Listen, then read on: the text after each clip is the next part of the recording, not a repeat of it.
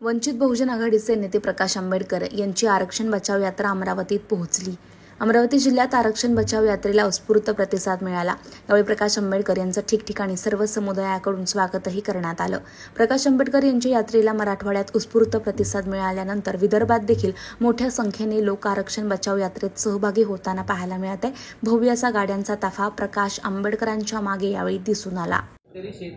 पहिल्यांदा असणारं जे आहे ज्यांच्याशी बोलायचं आहे त्यांचं महाराष्ट्रभर अस्तित्वात असेल तर तिसरी आघाडी, महाराष्ट्राच्या कुठल्या भागामधलं जर असणारं अस्तित्व नसेल तर त्याच्यामधलं असणारं कुठे तिसरी आघाडी आहे। त्याच्यामुळे कोणाचं तरी नाव घेऊन आम्ही तिसरी आघाडी करतोय आणि इतरांची बार्गेनिंग करून मी त्याच्यावरती कॉमेंट करत नाही।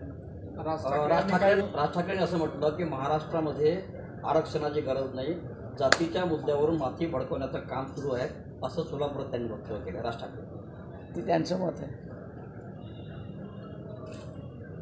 तुम्हाला वाटते महाराष्ट्रामध्ये आरक्षणाची गरज नाही? प्रश्न असा आहे ज्याला त्याला आपली मतं मांडण्याची गरज आहे, त्यांनी ते मत मांडलं आहे। आम्ही आमच्या रॅलीमधनं असं आमचं मत मांडलेलं आहे।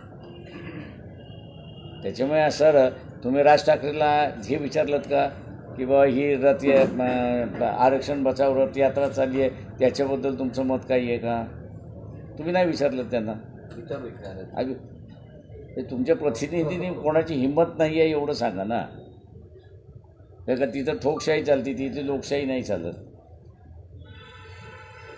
आरक्षणाचं म्हणजे